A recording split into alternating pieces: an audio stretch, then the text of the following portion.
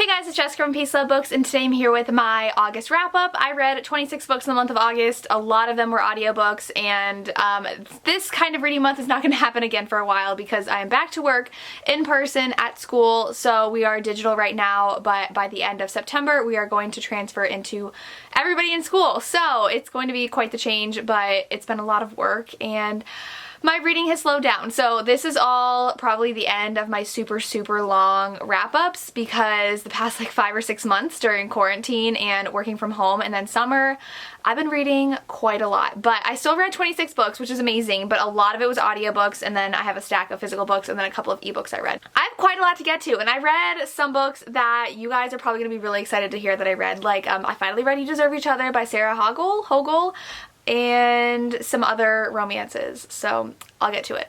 The first book I've already done in a couple videos. I've talked about it, so that is again The Magic by Lisa Kleypas. This I guess is in a series. I didn't even know that. You can definitely read this as a standalone. This one is a historical romance, and our two main characters, McKenna and Aileen, were in love when they were teenagers, but she is the daughter of an earl or a duke, someone who's titled, and he is like a stable boy, and they obviously love each other, but then they have to be separated because Aileen's father figures out about it and sends him away, and now he is back. He went to America, earned a huge fortune, so he's super rich, and he's back, and he kind of wants to get revenge on her for breaking his heart. So it's their romance, second chance.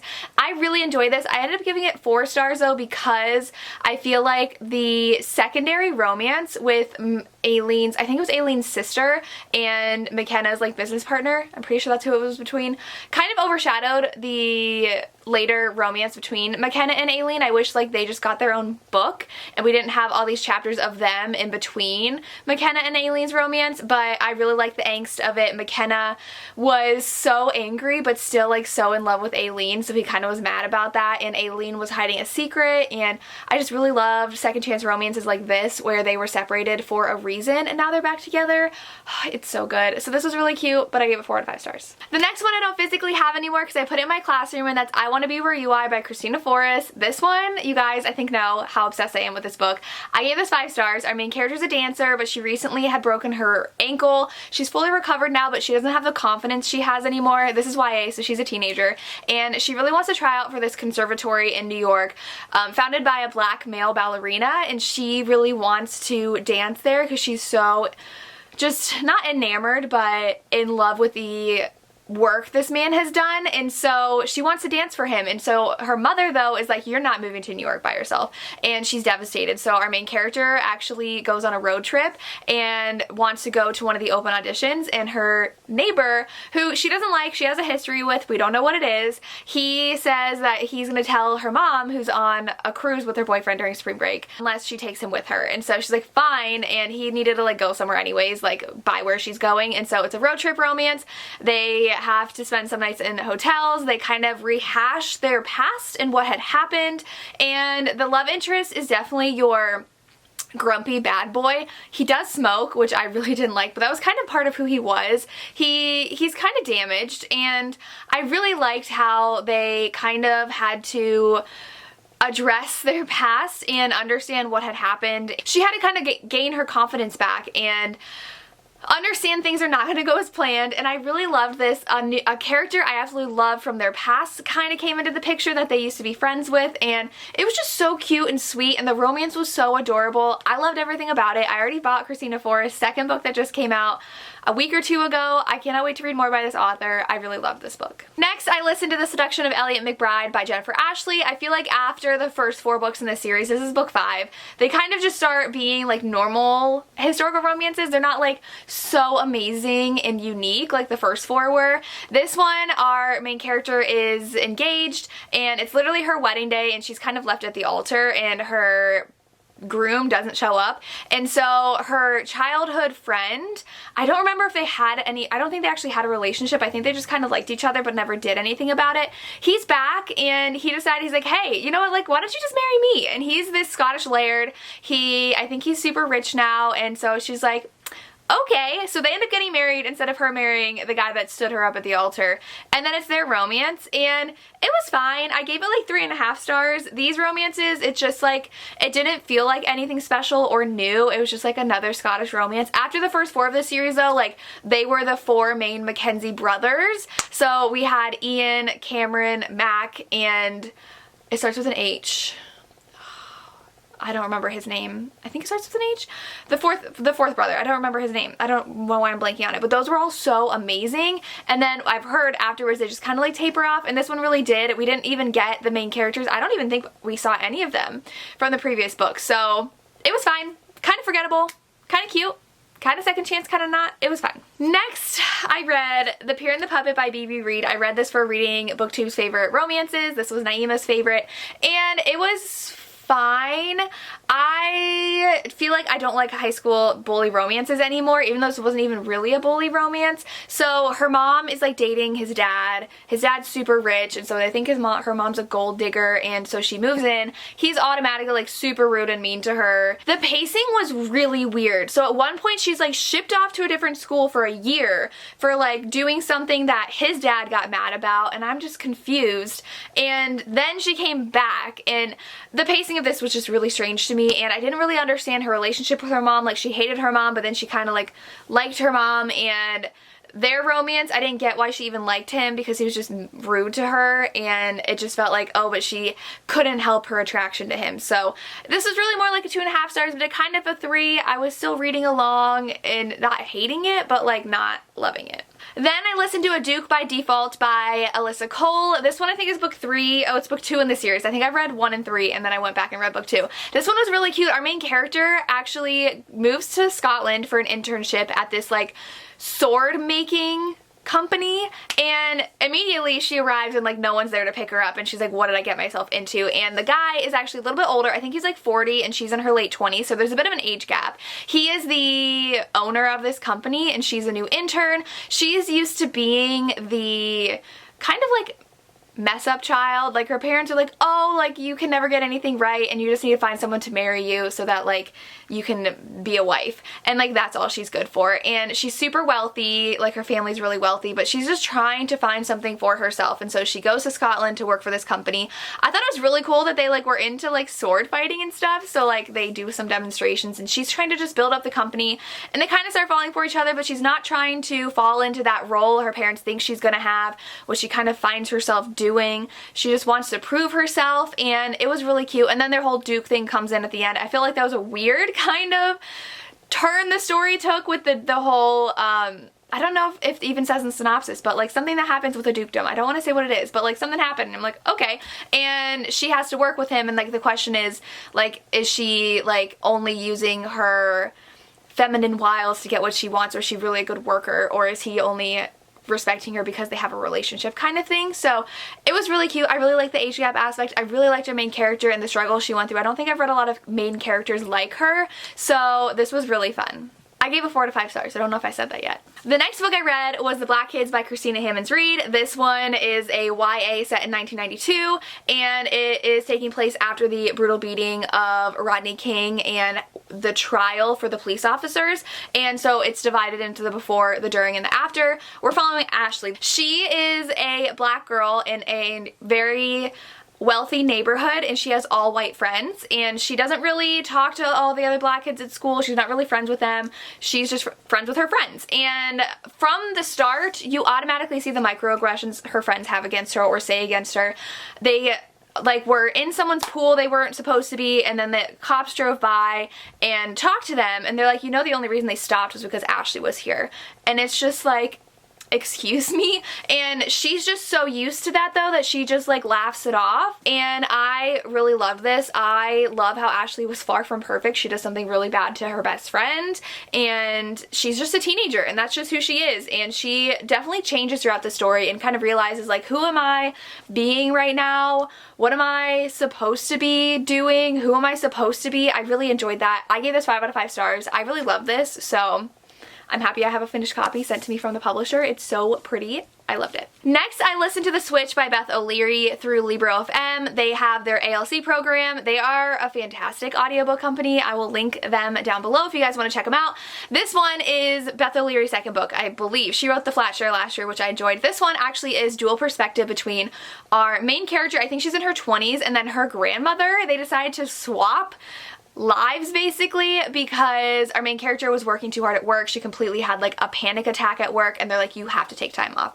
So she goes to her grandmother's small town, her grandmother goes to her flat in London, and they both like take on their roles and are doing really well in these new environments and kind of reevaluating like who they are and what they want out of their lives, and it was a lot of fun. I didn't think I'd like the grandma's perspective, but like she has a little romance of her own, which was super cute, and they both kind of embrace the community, and I really enjoyed this. I gave it 4 out of 5 stars. I thought it was super cute. If you like that kind of cute British romance, I think you would like this. The romance kind of was obvious in the younger character's perspective. I did think like, cause she had a boyfriend and you kind of knew he was gonna be like a snake, and he was, and so that felt like done before, so that's why I gave it 4 stars, because it was like nothing new, and it followed the plot that I thought it would follow. But other than that, I just really enjoy these characters' journeys and the kind of lives they ended up building themselves and changing about their lives when they switched back. So very cute.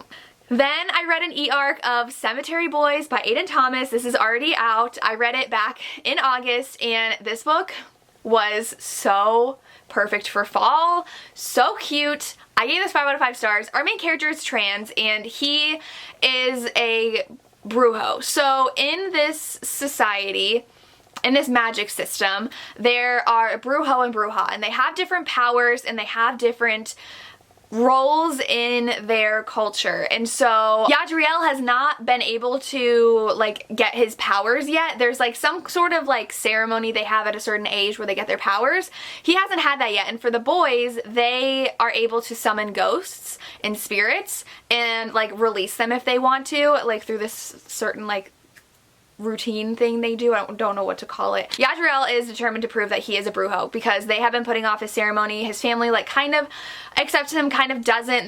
They sometimes call him by the wrong name or the wrong pronouns, and so he is determined to prove that he needs his brujo powers. He ends up summoning a spirit. It's actually a boy from school, and he's like, oh crap, I just summoned a really cute boy. And they end up coming together to figure out what happened to him, because he's like, wait, I'm dead? Like, what is happening? So they are trying to figure out what happened to this spirit that they summoned, and him and the spirit kind of get closer together, and it's really cute. There's such a cute romance. I really liked the magic system. I really loved their journey to figuring out what happened.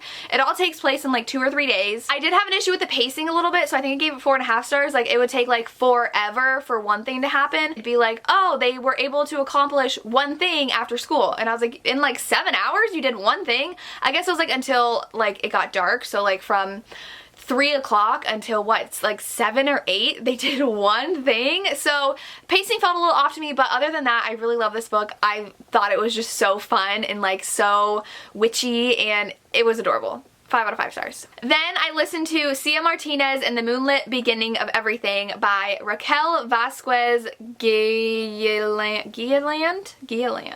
This one I got from Libro.fm's ALC program. I just decided to listen to it on a whim because it was one of them on there, and our main character, her mother died because she was deported and tried to make her way back to America, and she died trying to do that. And so our main character is kind of grappling with that losing her mother while going to school with the boy whose father was a police officer who was like had a vendetta against them and was determined to get her mother deported. And so she also is grappling with sexual assault she experienced recently, and so she doesn't want anything to do with boys or relationships or intimacy, and it's her and her dad, which is, I love the relationship. The father-daughter relationship in here was great. I really appreciated that. And there's a new boy in town, and she starts getting closer with this new boy. I will say it does start to have some alien sci-fi aspects to it. Like in the beginning, it's like, oh, I thought I saw a spaceship, and then like 60% in, like aliens show up. So I actually liked it though. It was a commentary on immigration and deportation in America, so I understood like what it was trying to say and do, but I really liked it.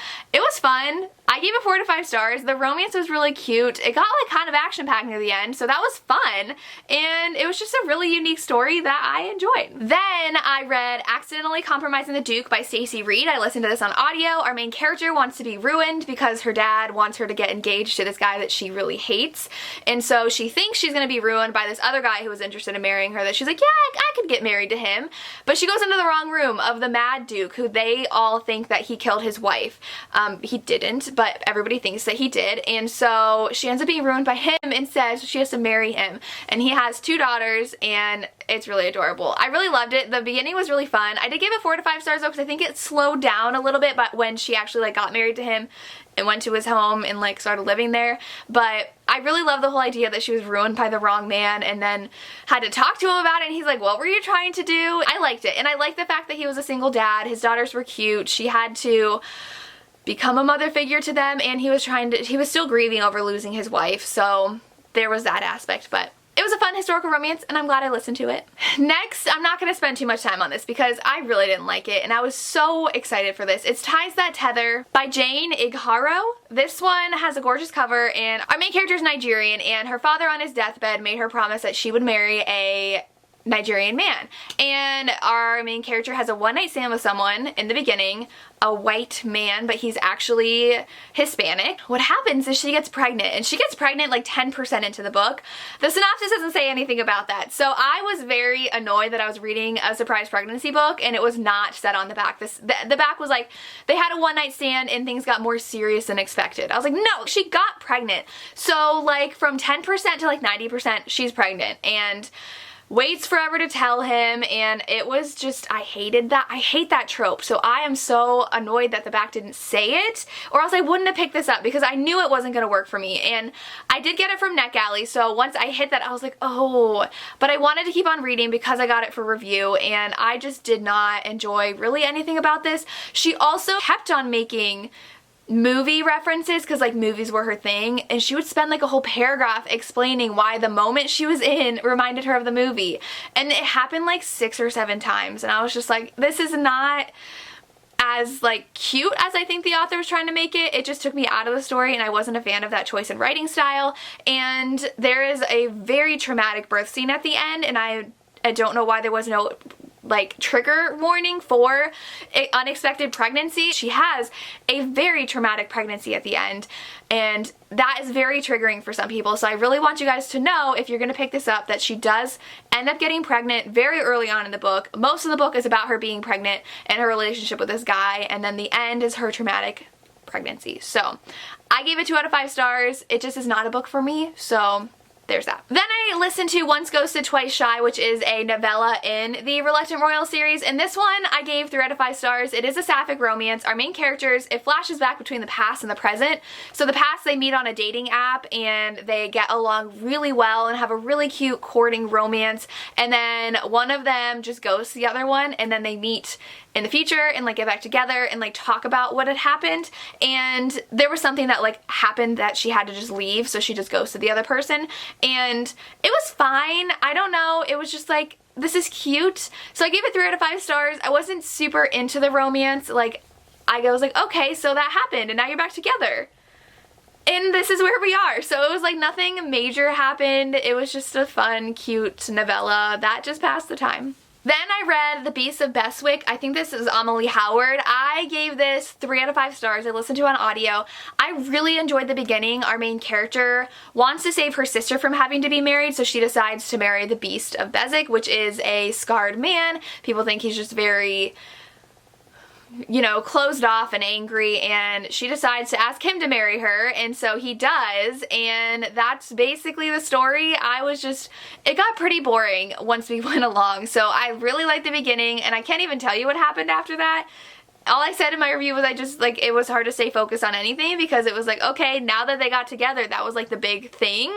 Nothing really happened moving forward. I know her sister did end up like falling for someone, I'm pretty sure, and running off with someone, maybe. Reading so many historical romances makes them all get mixed up in my head, and I can't remember which one was which. But the next one I read was Nighthawk by Beverly Jenkins. This one I have right here.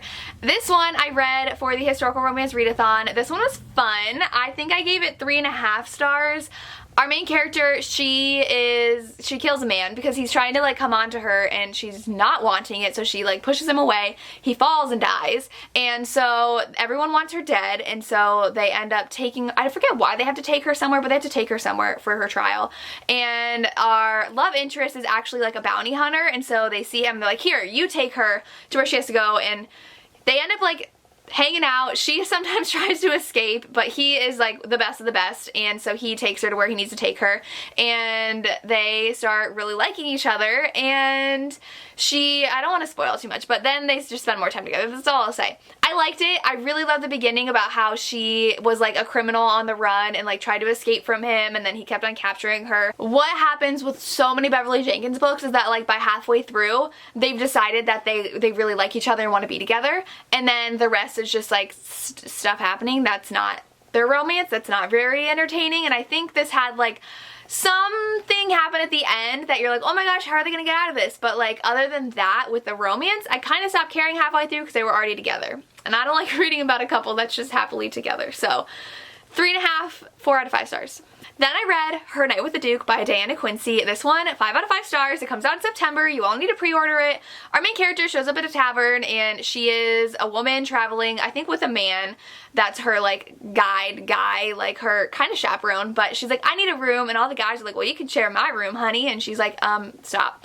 And the only way she can get a room is this Duke ends up saying she's with me, and he's trying to like get all the gross guys off her back, and they end up spending a night together. Pretty steamy.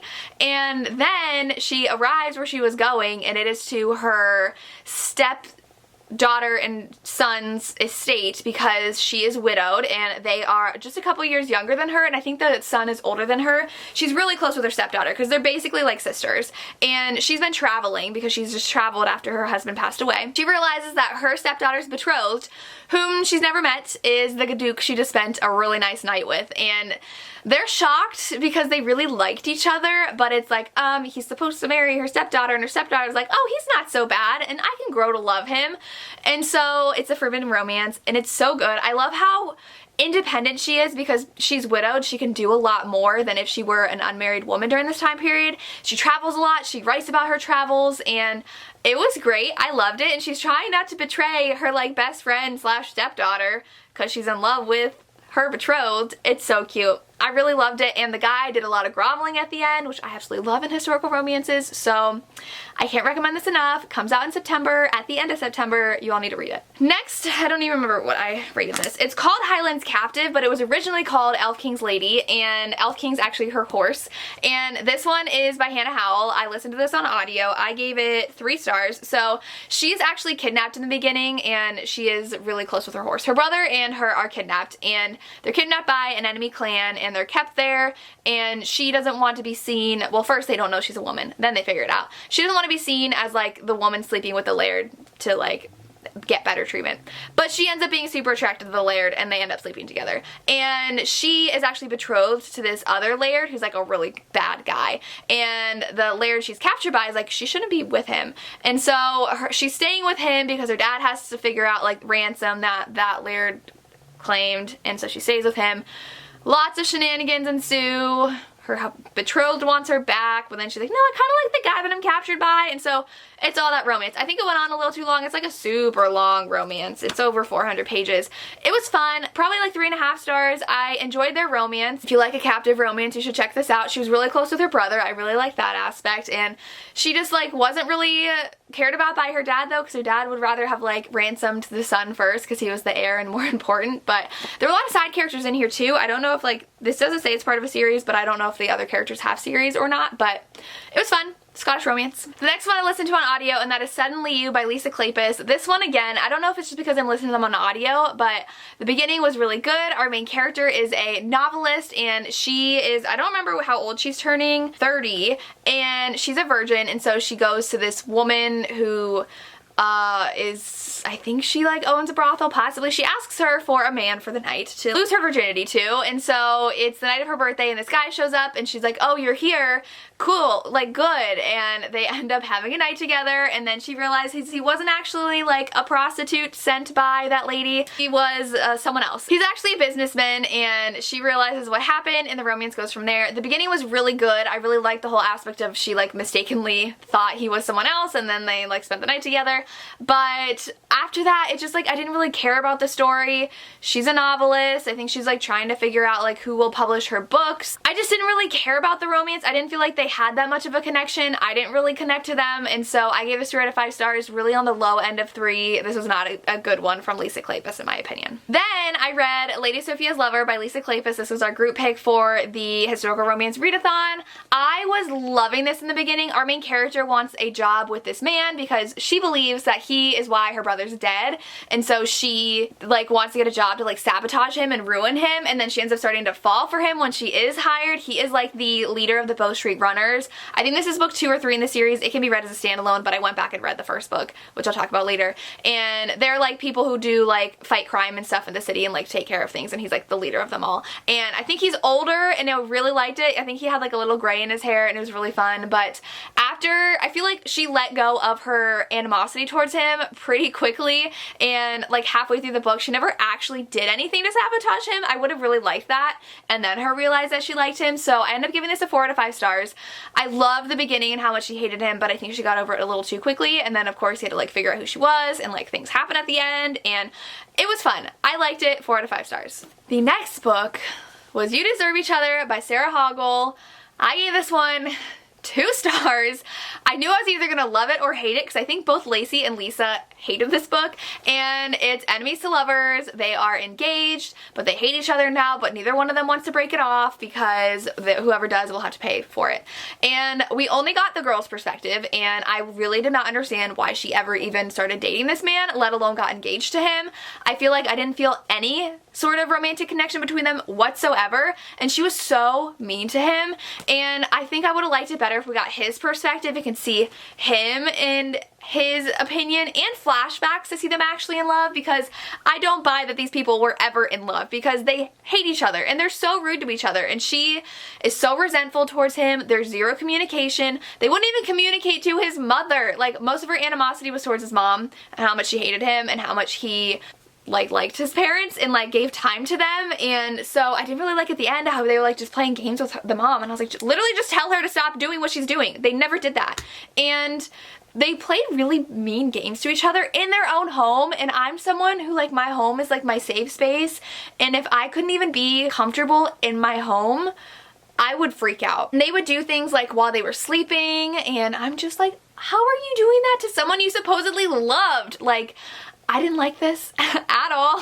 I gave it 2 stars, and yeah, I'm probably gonna unhaul this. Then I picked up Such a Fun Age by Kylie Reed. Yes, this is about Amira, who is a babysitter for a white family, very wealthy, and she's out with her friends at a birthday party, and she gets a call from Alex, who's the mom, saying, can you come over and take one of the girls to the grocery store? Something bad happened, like we just want to get her out of the house. So Amira's like, sure, I need the money, I'll come. And so she's like dressed up for the night out, and she takes her to a really fancy grocery store down the street, and the security guard there accuses her of stealing the child, and it goes from there. That's really literally like the first 20 pages, and that's it. All the rest of this is about Alex's white guilt and white savior complex and performative actions she does. She becomes obsessed with Amira. She wants to know about her. She reads her text messages. She has to like make herself feel good about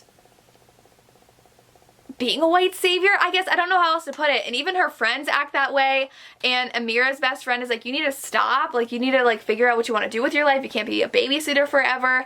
And Amira really loves the little girl that she is babysitting, and then Amira gets a boyfriend who is white, and that there's that whole conversation about, is he too into black people? Is it like a fetish for him because he only dates black women? Or is it okay for him to say and do certain things because he has a lot of black friends? Like, where is that line? And it's very interesting. It had a lot of interesting conversations. I personally really enjoyed it. I gave it 4 out of 5 stars. I do think the ending I wasn't the biggest fan of with that ending. I do wish Amira took a more active role in her life than she did. She really let other people say and do things that she shouldn't have been letting them do. Alex was a super frustrating character, but it was really interesting how her story unfolded, especially with something that was a little bit of a spoiler, so I can't say it, that happened about like halfway through with Alex's character. So very interesting look at all that. I enjoyed it. Then I read The Wicker King by Kay Ancrum. This is my pick what I read next, I think, for July I finally read, and this one was so good and it was so interesting and so unique. I gave it 4 to 5 stars. Our main characters are 2 boys who are best friends and they really lean on each other, and one of them is slowly losing his sanity, his mental stability, and it's because he really needs some help, but both of them come from homes where there's no one there for them to even ask for help for. So it's very much a look at what teenagers do when they don't have that support, that adult support that teenagers really do need, and how they learn to kind of use each other as a crutch and become completely and wholly ingrained in each other's lives. And so it was very interesting. I haven't read a book like this. I really enjoyed it. The relationships in here were very interesting and how they were dealing with just everyday things as teenagers and mental health in here, and I give 4 to 5 stars. I really enjoyed it. I'm excited to check out more by Kay Ancrum. Then I read Someone to Watch Over Me by Lisa Kleypas. This is book 1 in the Bow Runner series, and this one I think is the first amnesia historical romance I've ever read.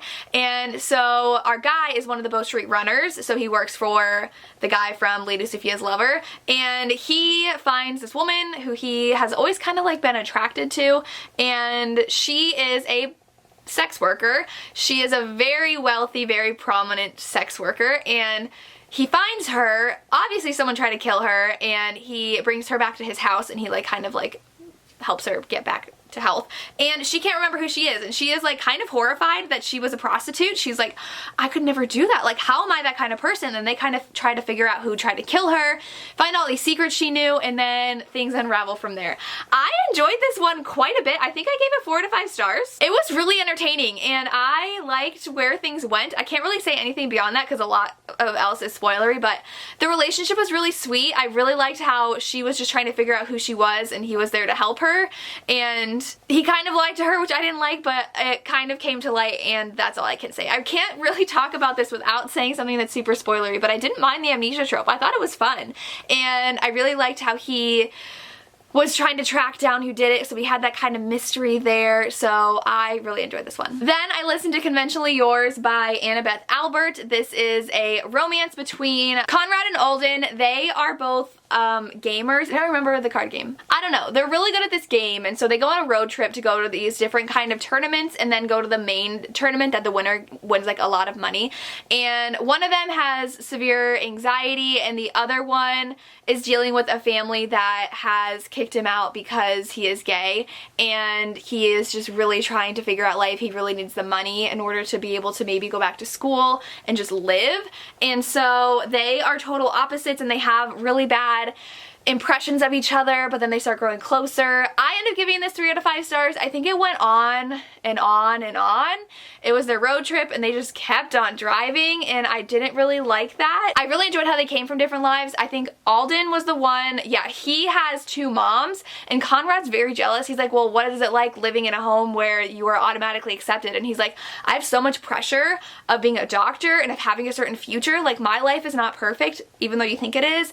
But the story itself really didn't hold my attention, and it was just okay. I gave it 3 out of 5 stars. It was just fine. Then I read An Extraordinary Union by Alyssa Cole. This is a Civil War romance. Our main character is from the North, and she decides to pose as a slave for the Union so that she can be a spy and figure things out. And the love interest is also a spy, but he is from Scotland actually, and he is now in America, and he knows what it's like to be forced by another country to feel lesser and have no rights, because that's what happened with like the British in Scotland. He does acknowledge that his pain and his suffering is nothing compared to what blacks are experiencing in America, but that's what kind of made him really want to fight for the Union and fight for the freedom of slaves in the South. And so they kind of form a romance, but he has to be posing as he's courting the daughter of the family she works for, who's really awful, and it's their romance, and I really, really love this. I love their romance. I love the whole spy aspect. Things got crazy at the end.